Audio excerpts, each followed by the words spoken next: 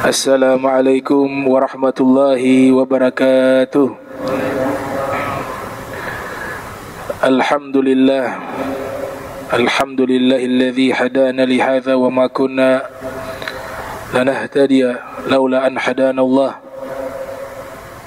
Thumma salatu wassalamu ala Rasulillah Sayyidina Muhammad ibn Abdillah wa ala alihi wa sahbihi wa man walah, amma ba'du. Nah, sebelum kita melanjutkan pembahasan terkait zikir yang dibaca di antara dua sujud yang nanti akan dijelaskan sebagaimana yang ditulis oleh Imam Nawawi di dalam kitabnya Al-Azkar An-Nawawiyah. Mungkin sekedar mau memberikan mau'izah atau tazkirah li nafsi wa li ghairi, ya, karena kita diperintahkan oleh Allah Ta'ala wa tawasau bil haqqi wa tawasau bis sabr, saling memberikan wasiat kepada al-haq, kebenaran, ya. Sekarang alhamdulillah, ya, dengan adanya media sosial ini dakwah dia tersebar jauh lebih luas. Dan pesantren-pesantren sekarang sudah ramai, alhamdulillah. Itu satu sisi positif yang kita syukuri. Termasuk di Ternate, alhamdulillah, girohnya sudah mulai lebih tinggi di dalam masalah keagamaan. Buktinya banyak sekarang di Ternate muncul pesantren-pesantren, majlis-majlis ta'lim, ya, yang diajarkan oleh para habaib, para asatidzah di beberapa tempat. Itu sisi positifnya itu yang ada. Tapi setiap kali ada sisi positif, ada sisi negatif. Sekarang penceramah jadi tren.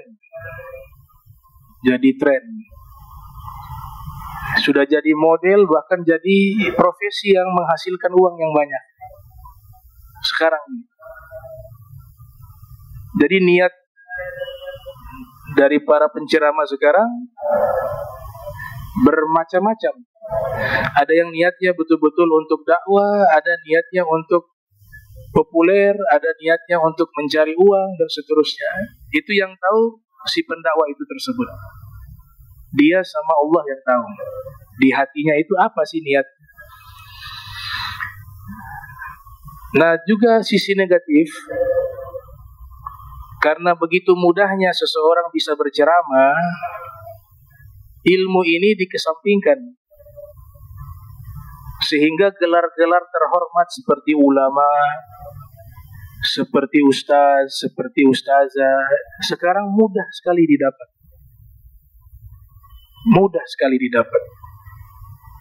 Sehingga yang terjadi penurunan wibawa agama ini. Karena oknum-oknum tersebut sebenarnya untuk belajar saja belum layak, apalagi mau mengajar. Akhirnya mereka gak bisa menjaga hati.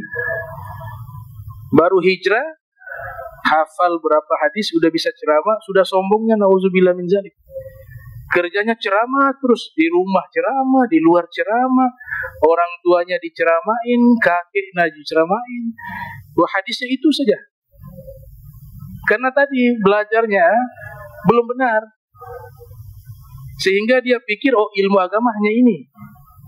Tapi kalau orang yang memperdalam ilmu agama dengan benar, dia belajar dengan benar, dengan guru yang benar, dengan mujahadah yang benar, makin belajar makin merendah. Karena kenapa? Oh, ilmu ini luas, saya ini bodoh. Tapi yang belajarnya gak benar, sudah bisa ceramah,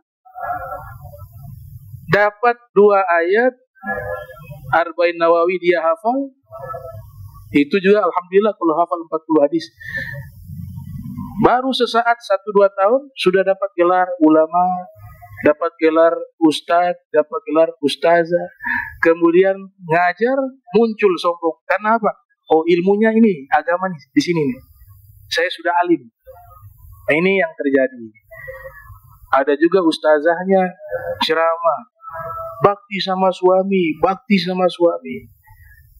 Surga ada telapak suami, telapak kaki suami. Tapi kerjanya keliling dakwah ke sana kemari. Kamu harus tahu porsinya. Bukan berarti ustazah itu dilarang berdakwah, tidak. Bagus ada ustazah mengajar kepada sesama perempuan, itu bagus. Tapi dia harus dapat restu, ridho suami dan seluruh anak-anaknya. Berangkatnya manajernya laki-laki semua, keluar kota. Manajernya laki-laki. Nabi haramkan perempuan melakukan perjalanan ditemani oleh yang bukan mahram. Mau dakwah macam apa kayak begini? Karena tadi gak belajar.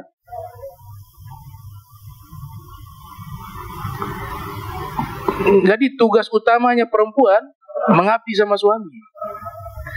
Dakwah nomor 2, tugas laki-laki. Yang nomor 1 dakwah. Kewajiban di dalam rumah juga suami yang jamin. Baru bisa dia keluar. Kadang-kadang juga ceramah suruh bakti sama suami, di rumahnya kurang ajar sama suami. Hanya jago di lisan, bodoh di amal. Yang laki-lakinya begitu juga. Ayo kita merubah peradaban dunia. Rubah diri kamu dulu, baru rubah dunia. Ngapain urusin dunia? Diri kamu saja belum benar, kau suruh ajak orang rubah peradaban dunia, rubah dunia. Mari kita sama-sama merubah dunia ini. Dunia ini sudah rusak. Kamu itu belum baik. Kamu juga masih banyak kekurangan. Makna kamu di sini, kita semua punya kekurangan. Nah, itu sisi negatifnya. Ada juga baru masuk Islam, belajar dulu, jangan ceramah. Baru masuk Islam, wudu belum benar, sholat belum benar, sudah diundang jadi penceramah kanan kiri. Walhasil, itu sisi negatifnya. Akhirnya agama ini menjadi rendah, tidak dihargai lagi, karena dipikir jadi ustadz itu gampang. Dengan ceramah sudah jadi ustadz, baca tahlil sudah jadi ustadz, baca talqin sudah jadi ustadz. Antum tahu gelar ustadz di kalangan habaib saja, para habaib yang punya gelar ustadz 1 orang. Siapa dia? Al-Ustazul A'zam Faqihil Muqaddam. Yang lain belum bisa gelar ustadz. Ini standarnya tinggi. Kalau ustadz saja sudah tinggi, bagaimana ulama? Jauh lagi lebih tinggi. Itu orang alim, kata Imam Suyuti, alim di bawah ulama. Orang alim itu dia minimal menguasai 12 cabang ilmu agama Islam, baru disebut orang alim. 12 cabang ilmu agama Islam. Mulai ilmu Al-Quran dengan perangkatnya ulumul Quran. Di situ ada ilmu asbabun nuzul. Di situ ada ilmu nasikh wa mansukh. Di situ ada ilmu gharibul Quran, gharibul lafzul Quran. Di situ ada ilmu yang namanya tanasub suwar wal ayah. Di situ itu baru Al-Quran. Kemudian ulumul hadis, dia kuasai ilmu hadis, ulumul hadis. Mulai dari ilmu jarh wa ta'dil, ada ilmu mustalahul hadis, ada ilmu asbabul wurud, ada ilmu tabaqat, ada ilmu ilal, ada ilmu nasikh mansukh fil hadis, dan seterusnya. Fikih, ada usul fikih, ada gawaidul fiqhiyah, ada ilmu fikih. Kemudian ilmu bahasa Arab, ada ilmu nahwu, ada ilmu shorof, ada ilmu balaghah, ada ilmu balaghah 3, ilmu bayan, ilmu ma'ani, ilmu badi', ilmu mantik, ilmu arud, ilmu kawafi, itu berbicara bahasa.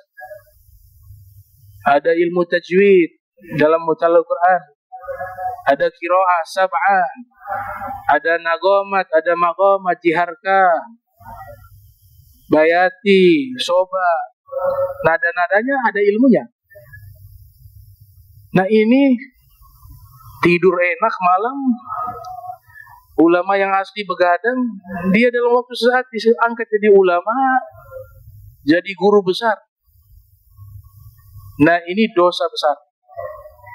Apalagi tidak tahu diri lagi. Dia gak tahu bahwa dirinya itu tidak layak seperti itu. Nabi doakan orang yang tahu diri, ya, tahu diri. Oh saya ini masih belajar. Sampai hari ini kita masih belajar. Sampai hari ini masih belajar. Rahimallahu mra'an arafa qadra nafsih.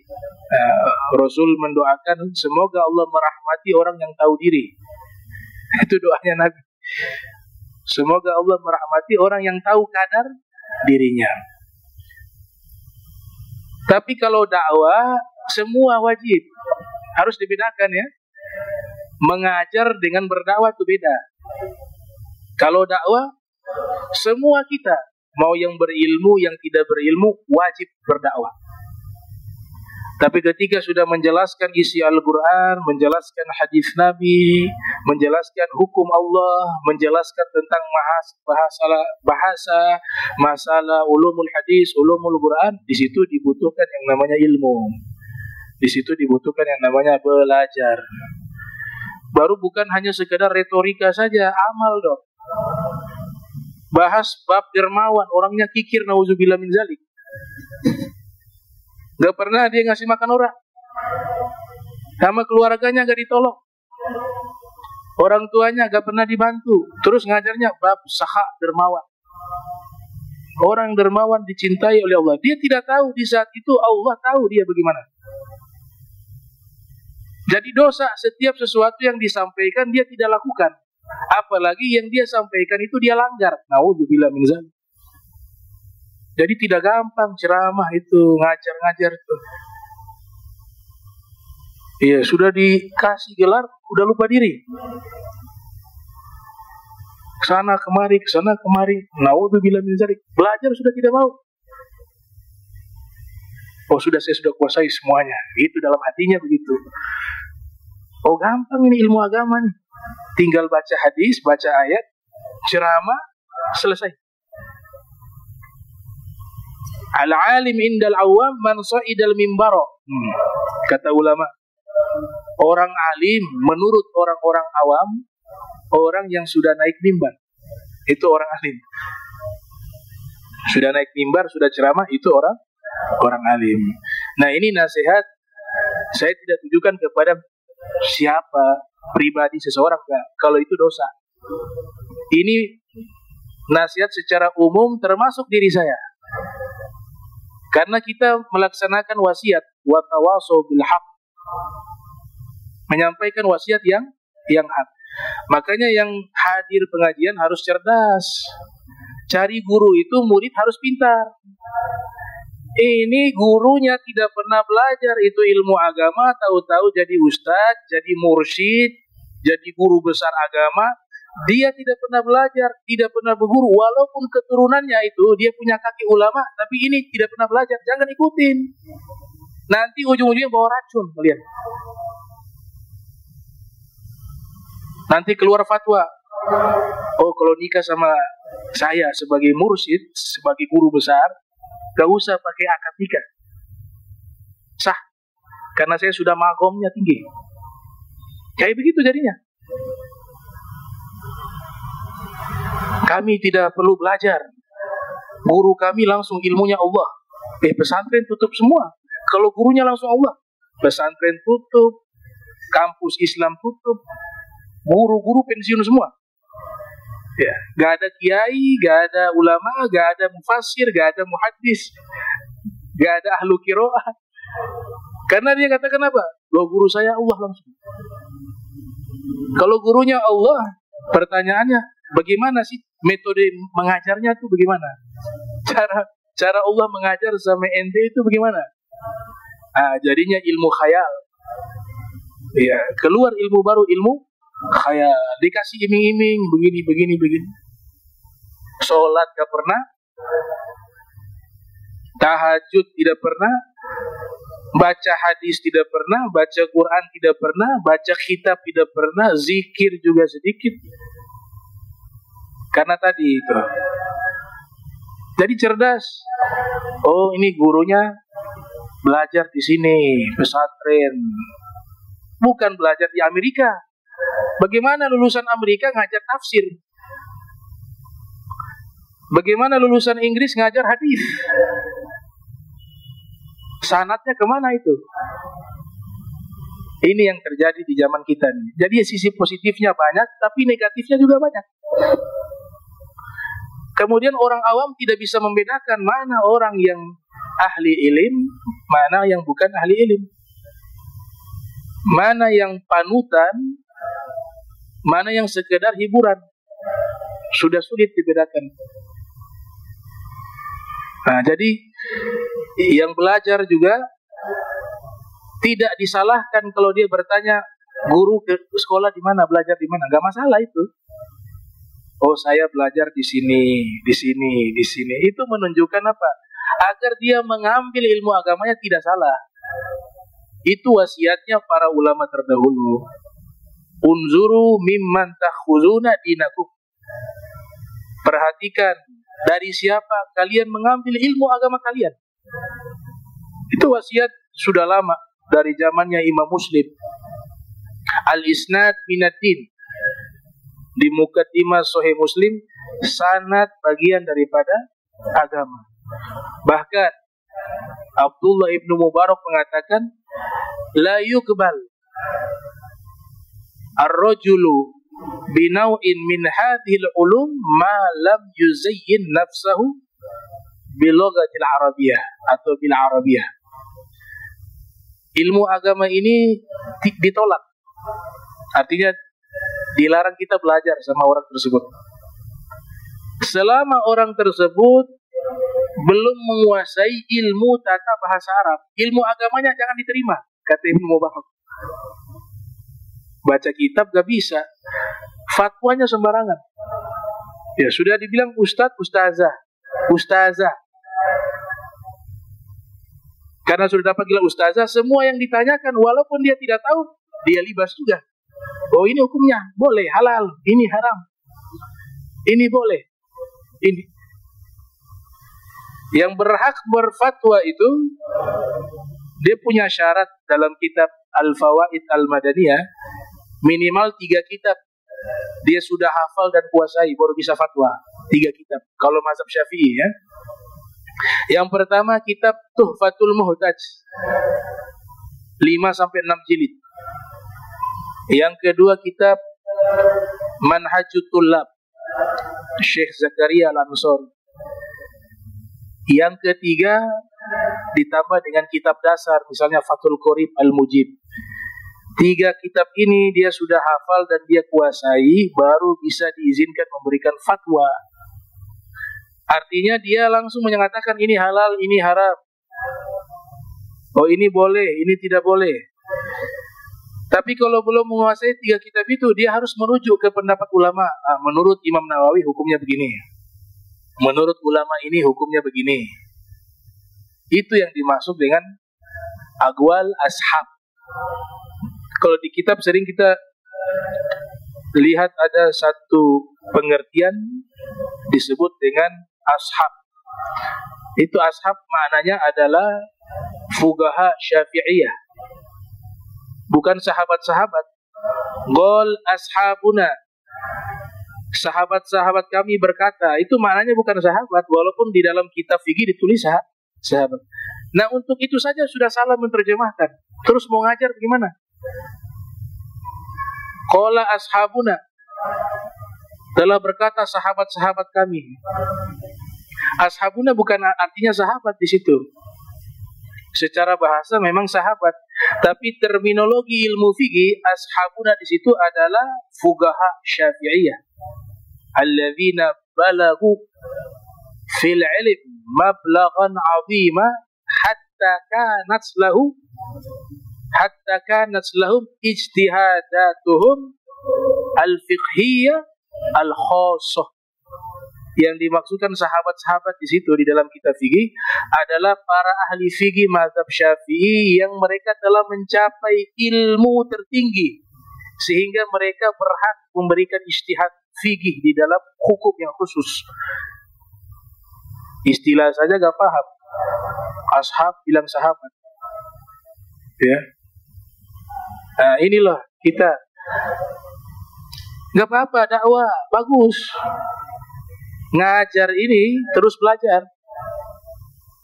Sampai kapan? Itu kaidah bagus tuh. Minal mahdi ila lahdi itu bagus. Dari buayar sampai masuk ke liang lahat. Itu kitab fikih gak pernah dia pelajari. Paling tinggi kunci ibadah. Tahu kitab kunci ibadah? Miftahul ibadah. Kalau diarabkan, itu kitab bagus. Kitab bagus. Tapi jangan puas di situ. Oh, kayaknya sudah kunci ibadah hatam. Oh, sudah luar biasa nih. Itu kalau di kalangan ulama itu pengantar.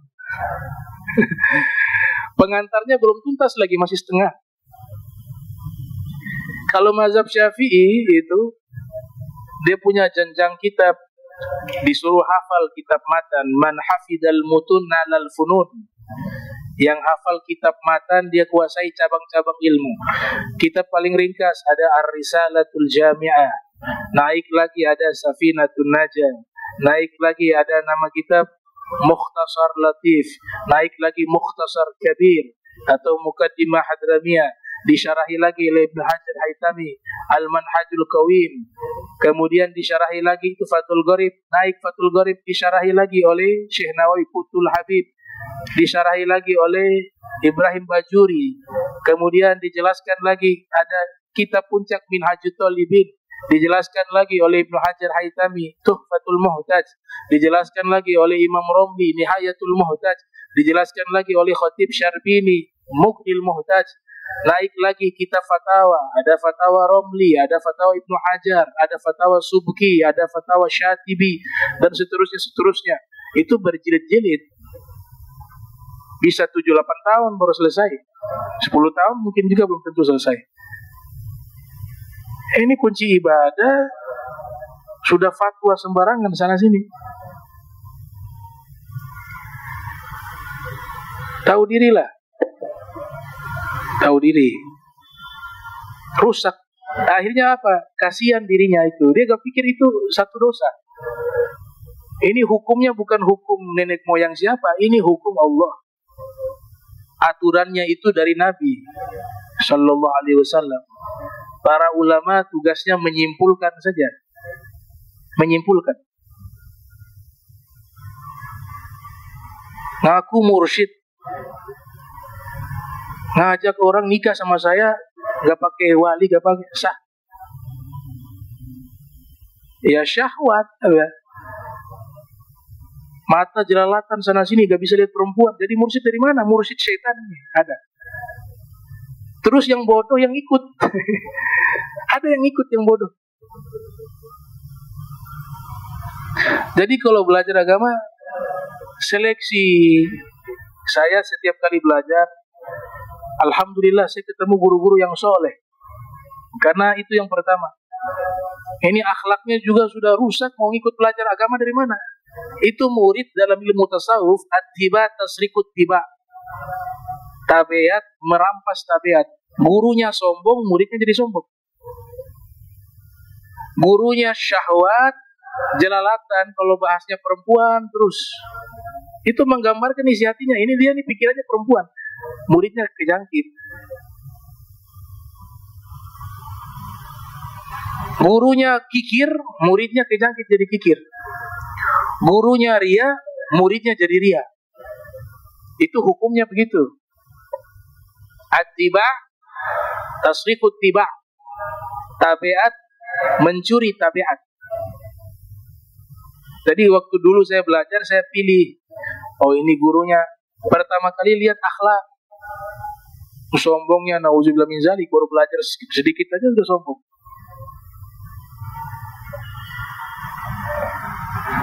Belajar belum tuntas sudah dakwah. Itu penyakit tuh. Karena sudah diundang sekali ceramah sudah enak. Akhirnya keluar dari pesantren, belajar, dia dakwah sana sini.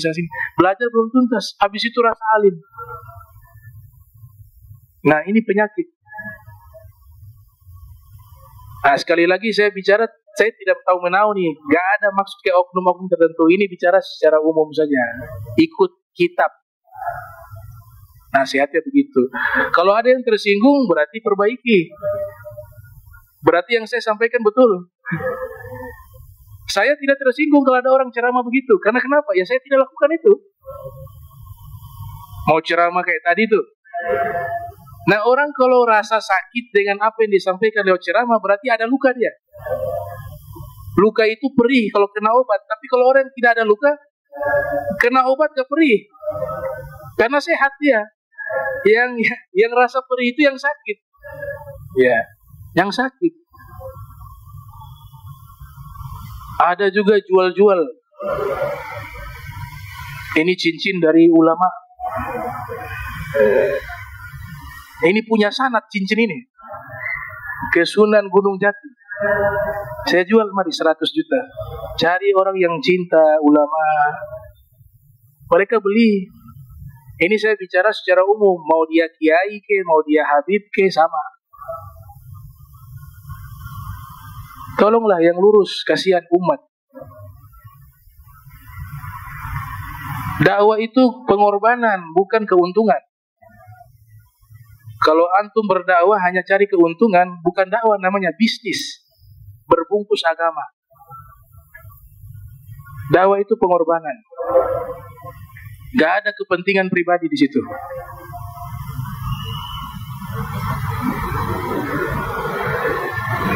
Jadi kita berdakwah ini tidak sembarangan, ikhwan muslimin, ada tanggung jawab. Dan orang yang paling berat nanti di hari kiamat ini, ya ini para penceramah, para ulama ini yang paling berat. Ya, dinilai oleh orang awam luar biasa ini orang, tapi tidak tahu di balik itu. Mendingan jadi orang tuh tidak bawa agama, dia nakal, itu lebih terhormat daripada nakal, jahat, tapi dibungkus dengan agama. Lebih jahat dia. Itu yang Nabi katakan apa? Yang saya takutkan adalah apa? Ulama su. Akhwafu ma akhafu alaikum. Yang paling aku takutkan atas kalian adalah munculnya ulama su. Nah, sehingga ini yang perlu kita perhatikan. Dan sekarang antum ikut belajar, cerdas, pilih di YouTube juga tuh bisa kita lihat ceramah macam-macam model dah, ya, sampai macam-macam genre sekarang ya. Dulu kan genre di musik, sekarang genre dakwah ada. Ada genre hari kiamat, ada genre akhir zaman, ada genre sedekah, ada genrenya fikih. Itu semuanya bagus, kekayaan variasi dalam dakwah. Nah, sekali lagi saya tidak menyebut, tidak menyinggung siapapun. Ini hanya melaksanakan perintah dari firman Allah, wa tawasau bil haq. Menyampaikan yang benar kita sampaikan, begitu. Insyaallah mudah-mudahan ini bisa jadi nasihat wabil khusus kepada saya pribadi, ya, untuk terus belajar, berusaha menjadi orang yang baik, dan mengajak semua kaum muslimin muslimat untuk sama-sama masuk ke dalam surganya Allah, bisa berkumpul bersama baginda Nabi Muhammad sallallahu alaihi wasallam. Ya Allahumma jam'ana hadha jam'a marhuma wa tafarraqna min ba'di tafarraqa ma'suma wa la tajal minna wa la minna shakila mahruma. Subhanaka bihamdika asyhadu an astaghfiruka wa atubu ilaih. Wa sallallahu ala sayyidina Muhammadin wa ala alihi wa sahbihi wa baraka sallam. Wa la minkum wassalamu alaikum warahmatullahi wabarakatuh.